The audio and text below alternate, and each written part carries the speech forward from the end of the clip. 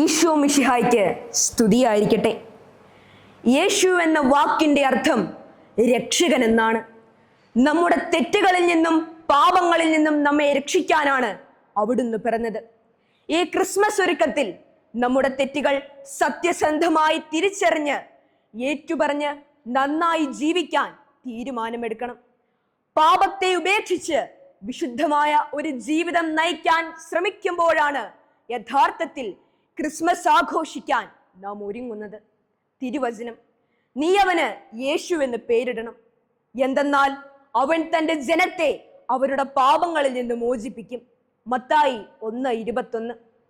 സുഹൃത ജപം: രക്ഷകനായ യേശുവേ, എൻ്റെ പാപങ്ങൾ ക്ഷമിക്കണമേ. സൽപ്രവൃത്തി: ഇന്ന് ഒരാളോട് ചെയ്ത തെറ്റ് ഏറ്റുപറഞ്ഞ് നന്നായി പെരുമാറുക.